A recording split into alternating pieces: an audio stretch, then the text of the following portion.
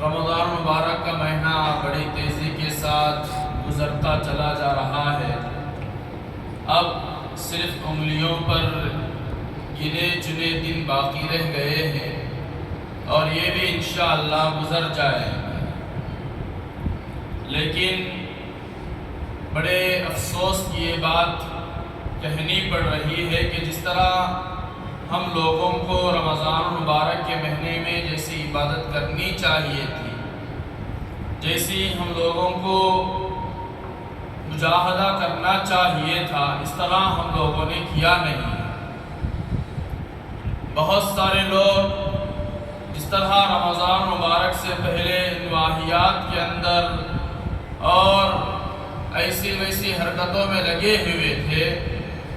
رمضان مبارک میں بھی دیکھ کر بڑا افسوس ہوا کہ رمضان مبارک جیسا مقدس اور بابرکت مہینہ گزر رہا ہے، لیکن لوگ ٹھیک ویسے ہی ہیں جیسے رمضان مبارک سے پہلے تھے۔ حالانکہ حالات اتنے خطرناک ہوتے جا رہے ہیں اور حالات اتنے خطرناک بنتے جا رہے ہیں، اور رمضان مبارک کا مہینہ ہمارے پاس موجود ہے کہ ہم اس میں اللہ تبارک و تعالیٰ سے دعا کر کے حالات کو پلٹیں، حالات کو بنائیں، حالات کو سدھاریں۔ یہ ہو سکتا تھا، لیکن ہماری ان غفلتوں کی بنیاد پر، ہماری ان کوتاہیوں کی بنیاد پر پتہ نہیں کیا ہونے والا ہے۔ سب جگہ حالات برابر چل رہے ہیں۔ تو میرے بھائیوں، رمضان مبارک کے بچے کچھ دن باقی ہیں، کم از کم ان بقیہ دنوں میں ہمیں صحیح طور سے قدردانی کر لینی چاہیے۔ اور یہ بہت سارے نوجوان، چند دن پہلے کی بات ہے، تراویح پڑھانے کے لیے میں اپنے گھر سے نکل کے جا رہا تھا تو بہت سارے نوجوان گھروں کے باہر بیٹھ کر یہ نحوست اور برباد کرنے والا کرکٹ دیکھ رہے تھے، اور اسی مہینے میں آئی پی ایل بھی شروع ہوا تو بہت سارے نوجوان اس آئی پی ایل کے دیکھنے میں مصروف ہیں۔ ان کو رمضان سے کچھ لینا دینا نہیں ہے، بس جس طرح چاہے اپنی خواہشات کو پورا کرو، اپنی مرضیات کو پورا کرو، اور جو دل چاہ رہا ہے وہ پورا کر لو، بس یہی زندگی ہے۔ مقدس مہینہ گزر رہا ہے، اس میں تو لغو بات کرنے سے بھی روکا گیا ہے، علماء نے روکا ہے، اور اس کے اندر ایسا ایک دم کبیرہ گناہ والے کام کر رہے ہیں کہ کرکٹ بیٹھ کر دیکھ رہے ہیں، پتہ نہیں کیا کیا ہو رہا ہے۔ اللہ مغفرت فرمائے، اللہ معاف فرمائے، اللہ تبارک و تعالیٰ ہم لوگوں کو معاف کر سکتا ہے۔ تو میرے بھائیوں، رمضان مبارک کا مہینہ گزر رہا ہے اور آخری عشرہ جو عاد سے خلاصے کا عشرہ ہے وہ چل رہا ہے، اور اللہ کے نبی علیہ السلام نے فرمایا اس آخری عشرے میں شب قدر ہے۔ شب قدر جو ہے وہ اسی آخری عشرے میں۔ اللہ کے نبی علیہ السلام نے رمضان المبارک کے مہینے میں اعتکاف فرمایا، پہلے عشرہ کا اعتکاف فرمایا کہ پہلے عشرے میں ہو سکتا ہے کہ شب قدر ہو، تو لیکن شب قدر نہیں ملی۔ پھر دوسرے عشرے میں اللہ کے نبی علیہ السلام نے اعتکاف فرمایا شب قدر کی تلاش میں کہ ہو سکتا ہے کہ اس دوسرے عشرے میں شب قدر مل جائے، لیکن ملی نہیں۔ پھر ایک فرشتہ اللہ کے نبی علیہ السلام کے پاس آیا، اور آ کر اللہ کے نبی علیہ السلام سے اس نے کہا کہ جس کی تلاش میں آپ بیٹھے ہوئے ہیں وہ تو آخری عشرے میں اور آخری عشرے کی تاخراتوں میں ہے، لہذا آخری عشرے کی تاخراتوں میں ہمیں شب قدر کو تلاش کرنا چاہیے۔ اور تاخرات کیا ہیں؟ تاخرات 21، 23، 25، 27 اور 29، یہ 5 تاخراتیں ہیں۔ ان 5 تاخراتوں میں اللہ تبارک و تعالیٰ نے شب قدر کو چھپا کے رکھا ہے، حالانکہ شب قدر متعین تھی۔ اللہ کے نبی علیہ السلام کے پاس ایک فرشتہ آیا اور آ کر اس نے اللہ کے نبی علیہ السلام کو بتایا کہ فلاں رات میں شب قدر ہے۔ اور شب قدر کے نازل ہونے کی اور اللہ تبارک و تعالیٰ کے ہمیں تحفہ دینے کی وجہ یہ بنی کہ اللہ کے نبی علیہ السلام نے ایک مرتبہ بنی اسرائیل کے چند لوگوں کا یا انبیاء کا تذکرہ فرمایا اور کہا کہ ان لوگوں نے اتنی عبادت کی 80 سال بغیر گناہ کیے کہ اور بغیر چھوڑے کہ اللہ تبارک و تعالیٰ کی ان لوگوں نے بہت عبادت کی 80 سال تک۔ تو صحابہ کو بڑا تعجب ہوا کہ ان کی عمریں اتنی بڑی تھی، تو جس کی بنیاد پر ان لوگوں نے اتنی لمبی اللہ تبارک و تعالیٰ کی عبادت کی، اور ہماری جو عمر ہے وہ 60 سال ہے یا 70 سال ہے، ہم تو اتنی لمبی عبادتیں نہیں کر سکتے۔ تو تعجب بھی ہوا اور افسوس بھی ہوا کہ کاش ہماری بھی عمریں اتنی لمبی ہوتی تو ہم بھی جو ہے اللہ تبارک و تعالیٰ کی اتنی لمبی عبادتیں کرتے۔ تو روایتوں میں آتا ہے کہ حضرت جبرائیل علیہ السلام تشریف لائے اللہ کے نبی علیہ السلام کے پاس اور عرض کیا کہ اللہ کے نبی علیہ السلام آپ کے صحابہ اور آپ تعجب کر رہے ہیں ان لوگوں کی عبادت پر اللہ تبارک و تعالیٰ نے آپ کو ایک ایسی رات عطا فرمائی ہے کہ اگر اس رات میں کوئی مسلمان رات میں عبادت کرتے ہوئے جاگتا ہے تو اللہ تبارک و تعالیٰ اسے 1000 مہینے عبادت کرنے کا ثواب عطا فرماتے ہیں، یعنی تقریباً 80 پر 3 سال اللہ تبارک و تعالیٰ اسے عبادت کرنے کا ثواب عطا فرماتے ہیں کہ جو آدمی لیلۃ القدر میں جاگ لیتا ہے عبادت کے ساتھ، کھانے پینے کے ساتھ نہیں۔ بہت سارے لوگ طاق راتوں میں کیا کرتے ہیں کہ طاق رات کا مطلب جاگنا ہے، اور جاگنا کیسا ہے؟ گاڑیوں میں، ٹو ویلروں میں یا شیواجی نگر میں گوشت کھانے میں فلاں کرنے میں، یہ جاگنا یہ مراد نہیں ہے۔ جاگنے سے مراد اللہ کی عبادت کے ساتھ جاگنا ہے، اللہ تبارک و تعالیٰ کی ذکر و اذکار کے ساتھ، نوافل کے ساتھ، تسبیحات کے ساتھ، تلاوت کے ساتھ اور ذکر و اذکار کے ساتھ جاگنے کو یہ عبادت کہتے ہیں۔ یہ جو آج بہت سارے لوگ جاگتے ہیں اور جاگنے میں ادھر ادھر پھرنا، گھومنا اور موج و مستی کرنا، یہ جاگنا مراد نہیں ہے۔ اس جاگنے سے کوئی ثواب ملنے والا نہیں ہے۔ بہت سارے نوجوانوں نے سمجھ لیا کہ جاگنے سے مراد پوری رات جو ہے بس آنکھ کھلی رکھنا ہے، آنکھ کھلی رکھو بس شب قدر کا ثواب مل جائے۔ آنکھ کھلی رکھنے سے شب قدر کا ثواب نہیں ملتا، آنکھ کھلی رکھنے کے ساتھ ساتھ اللہ تبارک و تعالیٰ کی عبادت بھی ہمیں کرنی ہے۔ یہ عبادت کریں گے تب جا کر ہمیں شب قدر کا ثواب ملے گا۔ تو لہذا یہ جو طاق راتیں ہیں 21، 23، 25، 27 اور 29، ان طاق راتوں میں اللہ تبارک و تعالیٰ نے شب قدر کو چھپا کر کے رکھا ہے۔ تو اللہ کے نبی علیہ السلام کے پاس حضرت جبرائیل علیہ السلام آئے اور آ کر عرض کیا کہ اللہ کے نبی علیہ السلام اگر آپ کی امت شب قدر میں جاگ لیتی ہے اور عبادت کر لیتی ہے تو ایک رات میں عبادت کرنے کا ثواب اللہ تبارک و تعالیٰ اتنا دیں گے کہ آپ کی امت کو 80 پر 3 سال مسلسل عبادت کرنے کا ثواب دیں گے اللہ تعالیٰ۔ تو میرے بھائیوں، اگر کوئی آدمی ایک شب قدر کو پا لیتا ہے تو گویا اس نے 80 پر 3 سال بغیر نافرمانی کیے کہ اللہ تبارک و تعالیٰ کی اس نے عبادت کی ہے۔ تو اس کی بڑی فضیلت حدیث کے اندر آئی ہے۔ تو لہذا جب اللہ کے نبی علیہ السلام کو معلوم ہوا کہ شب قدر کی اتنی بڑی فضیلت ہے اور فلاں رات میں شب قدر، اللہ تبارک و تعالیٰ نے جب شب قدر کو نازل فرمایا تھا تو اس کو متعین فرمایا تھا کہ فلاں رات میں شب قدر ہے۔ تو اللہ کے نبی علیہ السلام کو بڑی خوشی ہوئی کہ چلو اتنی بڑی اہم عبادت ہے اور اتنا بڑا عمل ہے، چلو جا کر صحابہ کو بتاتے ہیں۔ تو اللہ کے نبی علیہ السلام صحابہ کو بتانے کے لیے اور خبر دینے کے لیے باہر نکلے تو دیکھا کہ دو صحابہ کے اندر جھگڑا ہو رہا، وہ آپس میں لڑ رہے ہیں، آپس میں جھگڑا کر رہے ہیں۔ اللہ کے نبی علیہ السلام ان کے پاس گئے، ہوئے جھگڑے کو نمٹایا۔ اللہ تبارک و تعالیٰ نے شب قدر کی تعین کو اللہ کے نبی علیہ السلام کے ذہن سے غائب کر دیا۔ یہ جھگڑے کی نحوست ہے کہ جو متعین تھی شب قدر، دو صحابہ کے آپس میں تکرار کی بنیاد پر اللہ تبارک و تعالیٰ نے شب قدر کو اللہ کے نبی علیہ السلام کے ذہن سے نکال دیا کہ شب قدر کس رات میں۔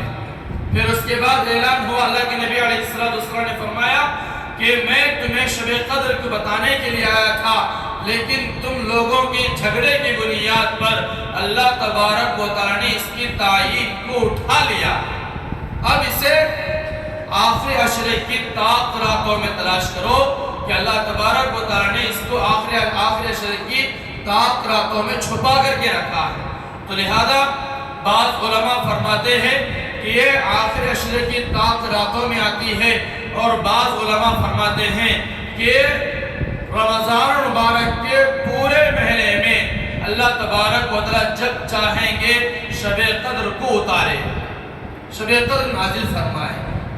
تو لہذا یہ جو شب قدر کی تعین اللہ تبارک و تعالیٰ نے اٹھائی ہے، اس میں بھی اللہ تبارک و تعالیٰ کی حکمتیں ہیں، اس میں بھی اللہ تبارک و تعالیٰ نے کچھ حکمتیں چھپائی ہیں، جس کی بنیاد پر اللہ تبارک و تعالیٰ نے اس کی تعین کو اٹھا لیا۔ حکمت کیا ہے؟ حکمت یہی ہے کہ اگر شب قدر متعین ہوتی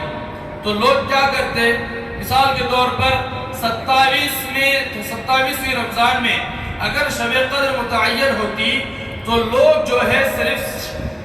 27 کی رات میں جاگتے اور بقیہ رات چھوڑ دیتے تھے، بقیہ رات میں عبادت نہ کرتے کہ شب قدر میں جاگو اور بقیہ رات جو ہے اپنے گھر میں آرام کرو۔ لیکن جب اس کی تعین کو اللہ تبارک و تعالیٰ نے اٹھا لیا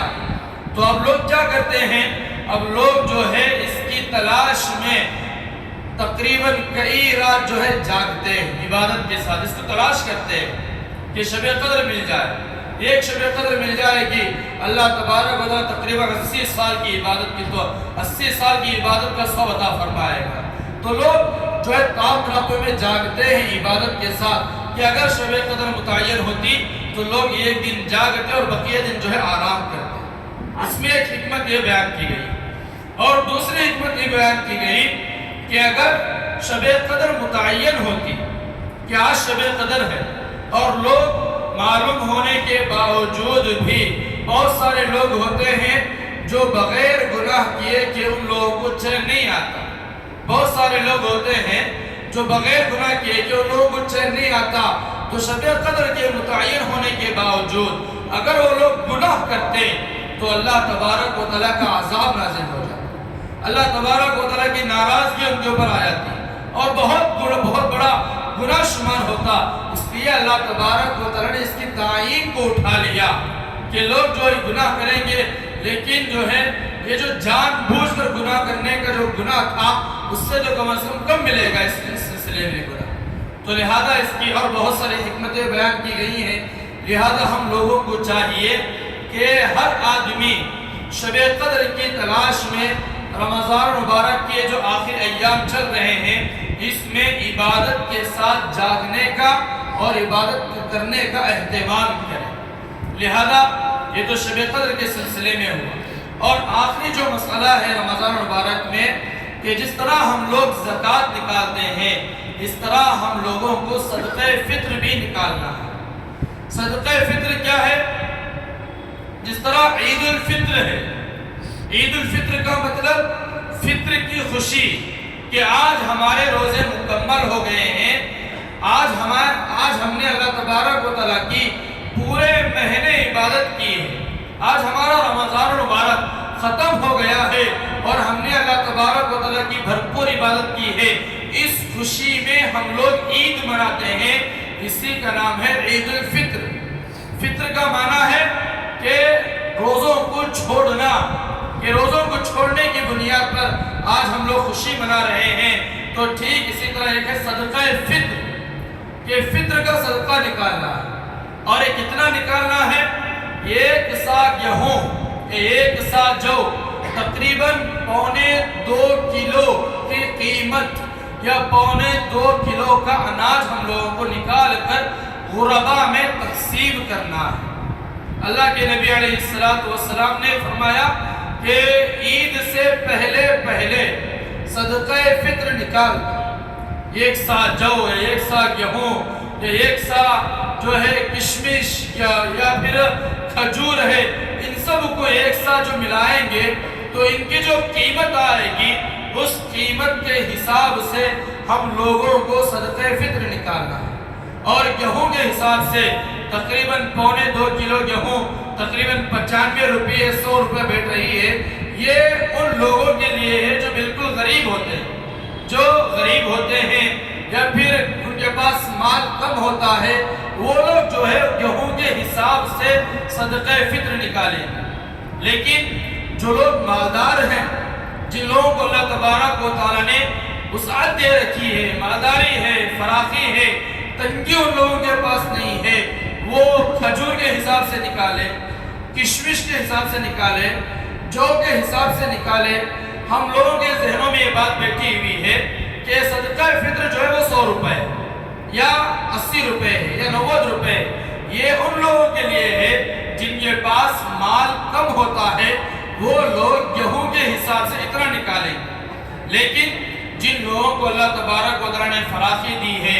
جن لوگوں کو اللہ تبارک و تعالیٰ نے مال دیا ہے، وسعت دی ہے، حیثیت دی ہے، ان لوگوں کو چاہیے کہ وہ کھجور کے حساب سے یا کشمش کے حساب سے یا جو کے حساب سے صدقہ فطر نکالے، جس کی قیمت 600 روپے یا 800 روپے یا 1000 روپے بن رہی ہے۔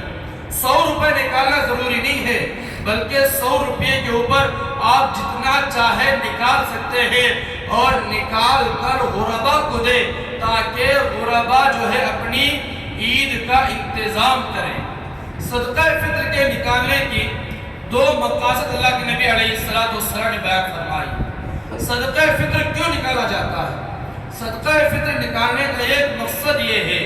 کہ ہمارے روزوں میں جو کبھی پیشی ہوئی کہ ہم روزہ ہیں اور روزے کے اندر بہت سارے لغو باتیں ہماری زبانوں سے نکل جاتی ہیں اور چھوٹے موٹے گناہ ہم لوگوں سے ہو جاتے ہیں کہ لغو بات کر لیے، بیکار بات کر لیے، موبائل کے اندر بیٹھ کر جو ہے ٹائم پاس کر لیے،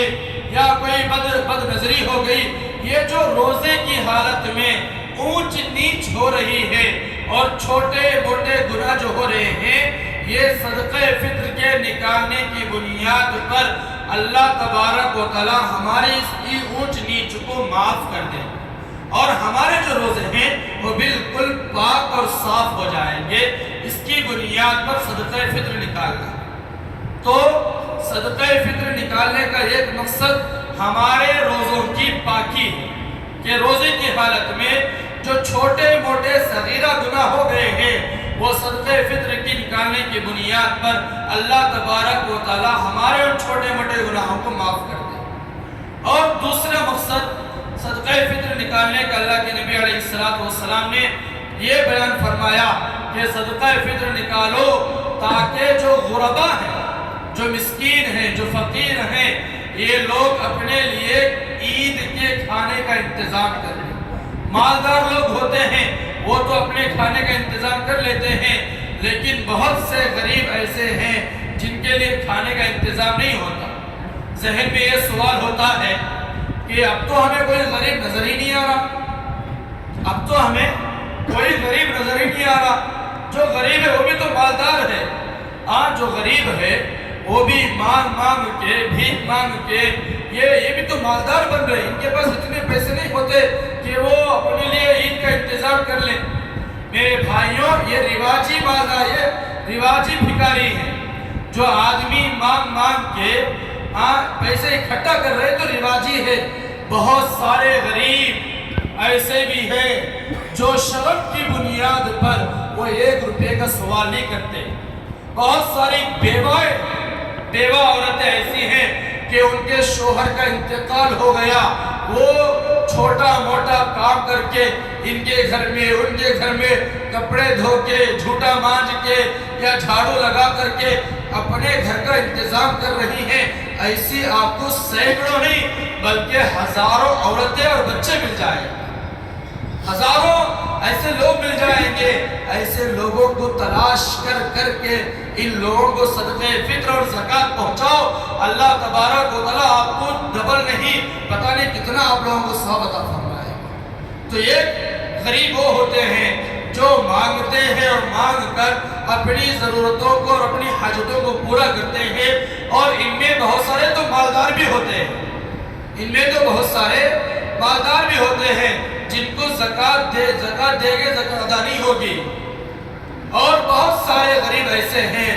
جو اپنے بچوں کے لیے عید کے دن بھی اپنے بچوں کے لیے کپڑے نہیں خرید پائے، اور اپنے گھر میں صحیح طور سے ان کے لیے انتظام، اپنے لیے کھانے کا انتظام نہیں کر سکے۔ ایسے لوگوں کو تلاش کرنا اور ایسے لوگوں تک جا کر صدقہ فطر یا زکوٰۃ کا مال پہنچانا، یہ ہم لوگوں کے لیے بہت بڑے ثواب کا عمل ہے۔ تو غریب دنیا کے اندر موجود ہیں، ابھی بھی ہیں، پہلے بھی تھے اور آئندہ بھی رہیں گے۔ ایسا نہیں کہ سب جو ہے مالدار ہو گئے، سب کے پاس پیسہ ہے، سب کے پاس مال نہیں، بلکہ ہمیشہ مالدار، ہمیشہ غریب رہیں گے، انہیں کے لیے زکوٰۃ نکالی جا رہی۔ تو لہذا یہ جو صدقہ فطر ہے، یہ صدقہ فطر کا دوسرا مقصد جو اللہ کے نبی علیہ السلام نے بیان فرمایا وہ یہ ہے کہ ایک تو ہمارے روزوں کے پاک ہونے کا ذریعہ ہے، اور دوسرا جو غربا ہیں، مسکین ہیں، فقیر ہیں، ان کے لیے کھانے پینے کا انتظام ہو جائے کہ عید کے دن بھی وہ کم از کم ہماری طرح تو نہیں، کم از کم کچھ نہ کچھ میٹھا اور بریانی وہ بھی بنا لیں۔ یہ دوسرا مقصد اللہ کے نبی علیہ السلام نے بیان فرمایا۔ لہذا ہم لوگوں کو چاہیے کہ ہم لوگ ایسے لوگوں کو تلاش کر کر کے جا کر جو ہے ان تک راشن کو پہنچائے، ان تک جو ہے صدقہ فطر کو پہنچائے، ان تک زکوٰۃ کو پہنچائے، اللہ تبارک و تعالیٰ بہت بڑا ثواب عطا فرمائے۔ اگر نہیں مل رہا ہے، بائی چانس ہم لوگوں کو ملا ہی نہیں کوئی غریب جسے ہم صدقہ فطر دے، تو ہم جو ہے مدارس کو بھی صدقہ فطر دے سکتے ہیں۔ جس طرح ہم لوگ زکوٰۃ مدارس کو دے سکتے ہیں، اس طرح صدقہ فطر بھی مدارس کو ہم دے سکتے ہیں، اس لیے کہ مدارس سے پڑھنے والے بہت سارے طلباء غریب ہوتے ہیں، وہ پیسہ ان پر خرچ کیا جاتا ہے۔ آپ یہ نہ سمجھیں کہ مدارس میں سب کے سب غریب ہیں، نہیں، بلکہ مدارس میں بہت سارے تو مالدار بچے پڑھتے ہیں، اور بہت سارے وہ طلباء ہوتے ہیں جو غریب ہوتے ہیں، ان پر اس مال کو خرچ کیا جاتا ہے۔ جو مالدار طلباء ہوتے ہیں ان پر اس مال کو خرچ نہیں کیا جاتا، ان کے اوپر ملکیت نہیں ہوتی، ان کے لیے تو مدارس میں فیس کا انتظام ہوتا ہے، لیکن جو طلباء ہر مہینہ فیس ادا نہیں کر سکتے، ان کے لیے یہ زکوٰۃ کا مال، صدقہ فطر وغیرہ جو ہوتا ہے، مدارس کے اندر ترتیب بنا کر ان لوگوں پر اس کو خرچ کیا جاتا ہے۔ لہذا اگر ہمیں کوئی غریب مل نہیں رہا ہے، کسی غریب سے ہماری ملاقات نہیں ہو رہی ہے، تو آخری درجہ یہ ہے کہ ہم کم از کم عید سے پہلے صدقہ فطر مدارس تک پہنچائیں۔ مساجد کو دے نہیں سکتے، مساجد کو زکوٰۃ کا مال دیں گے یا صدقہ فطر دیں گے ادا نہیں ہوگا۔ کیوں؟ اس لیے کہ زکوٰۃ میں اور صدقہ فطر میں زکوٰۃ میں مالک بنانا ہے، اور مسجد میں ہم کسی کو مالک نہیں بنا سکتے، نہ کمیٹی والوں کو مالک بنا سکتے ہیں، نہ ہم امام صاحب کو مالک بنا سکتے ہیں، نہ مؤذن صاحب کو مالک بنا سکتے ہیں۔ کسی کو مالک نہیں بنا سکتے کہ وہ مال لے کر جیسے چاہے خرچ کرے، نہیں کر سکتے۔ اور زکوٰۃ کے اندر یہ ضروری ہے کہ وہ غریب بھی ہو، اور غریب ہونے کے ساتھ ساتھ وہ اس مال کا مالک بھی بن رہا ہو۔ اب بتائیں مساجد میں کون غریب ہے؟ مساجد میں تو کوئی غریب ہوتا نہیں، تو لہذا مساجد کو زکوٰۃ کا مال دے نہیں سکتے، صدقہ فطر دے نہیں سکتے۔ ہاں مدارس میں جو غریب طلباء ہوتے ہیں ان تک اگر پہنچائیں گے تو ہماری زکوٰۃ بھی ادا ہوگی، ہمارا صدقہ فطر بھی ادا ہوگا۔ اچھا، بعض جگہوں پر یہ سننے میں آ رہا ہے، بعض جگہوں میں یہ بات سننے میں آ رہی ہے کہ بہت سارے لوگ افطار کا انتظام جو ہے وہ زکوٰۃ کے مال سے کر رہے ہیں، افطار کا انتظام زکوٰۃ کے مال سے کر رہے ہیں۔ یاد رکھیں، زکوٰۃ کے مال سے اگر آپ نے افطار کا انتظام کیا تو آپ کی زکوٰۃ ادا نہیں ہوئی، اس لیے کہ افطار میں کھانے والے بہت سارے تو مالدار ہوتے ہیں، صاحب حیثیت ہوتے ہیں، ان کے اوپر خود زکوٰۃ فرض رہتی ہے، اگر آپ ان کو کھلائیں گے تو زکوٰۃ کہاں ادا ہوئی؟ لہذا اگر افطار میں اگر کوئی آدمی زکوٰۃ کے پیسوں سے انتظام کرتا ہے، یاد رکھیے اس کی زکوٰۃ ادا نہیں ہوئی، وہ دوبارہ زکوٰۃ ادا کرے۔ لہذا یہ صدقہ فطر ہے، یہ صدقہ فطر عید سے پہلے عید کی نماز سے پہلے ادا کرنا ہر اس مسلمان پر ضروری ہے جو صاحب حیثیت ہے، جو مالدار ہے، جس کے پاس کھانے کے لیے کھانا ہے، پینے کے لیے پانی ہے، رہنے کے لیے چھت ہے اور ضرورت سے زائد اس کے پاس سامان ہے، تو ایسا مسلمان صدقہ فطر ادا کرے گا اور دے گا کسے؟ ہر اس آدمی کو صدقہ فطر دے سکتا ہے جس کو زکوٰۃ دے سکتا ہے، جو زکوٰۃ کے مصارف ہیں، یعنی جن جگہوں پر آدمی زکوٰۃ لگا سکتا ہے، ان جگہوں پر صدقہ فطر دے سکتا ہے، یعنی غرباء کو، مسکین کو، مسافر کو، اس طرح کے جو لوگ ہوتے ہیں ان پر صدقہ فطر دے سکتے ہیں۔ اور جو کافر ہوتا ہے، کافروں کے سلسلے میں کہا گیا کہ جو کافر ہوتے ہیں ان کو صدقہ فطر بھی دے نہیں سکتے، جس طرح ہم لوگ زکوٰۃ کافر کو دے نہیں سکتے، اس طرح صدقہ فطر بھی کسی غریب، کسی کافر کو دینا چاہیں تو دیں گے نہیں، اس لیے کہ صدقہ فطر بھی مسلمان کو دینا ضروری اور واجب ہے۔ لہذا یہ چند مسائل ہیں اور بہت سارے مسائل ہیں جو بیان کرنے ہیں لیکن وقت نہیں ہے، لہذا آپ لوگوں کو چاہیے کہ مسائل معلوم کر کے جو ہے ہم اپنے زکوٰۃ کو اور اپنے صدقہ فطر کو نکالیں۔ اور ضروری بات یہ ہے کہ چند دن باقی رہ گئے ہیں، ان دنوں میں کم از کم دعاؤں کا اہتمام کریں، صدقے کا اہتمام کریں، نوافل کا اہتمام کریں، تسبیحات کا اہتمام کرے۔ اگر کوئی آدمی ایک دن اس کے پاس موجود ہے، فری ہے، تو ایک دن وہ اعتکاف میں بیٹھے، 1 گھنٹہ بیٹھ سکتا ہے، 1 گھنٹہ اعتکاف میں بیٹھے، ایک نماز سے دوسری نماز تک وہ اعتکاف میں بیٹھ سکتا ہے، اس کے پاس وقت ہے تو کم از کم اتنا وقت نکال کر اعتکاف میں بیٹھے۔ اور یہ جو اعتکاف ہے، اعتکاف مستحب ہے، سنت اعتکاف نہیں ہے، اور مستحب اعتکاف 1 گھنٹے کا بھی ہو سکتا ہے، 1 دن کا بھی ہو سکتا ہے،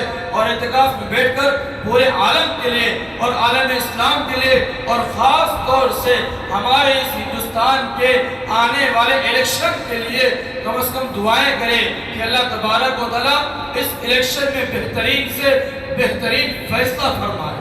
اس لیے کہ اعمالکم اموالکم، جیسے ہمارے اعمال ہیں ویسے ہمارے حاکم ہیں، جیسے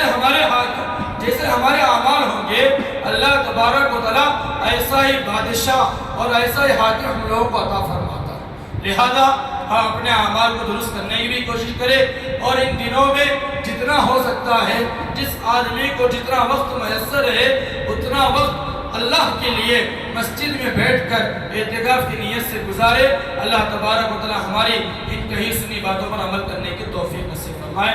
آمین و آمین۔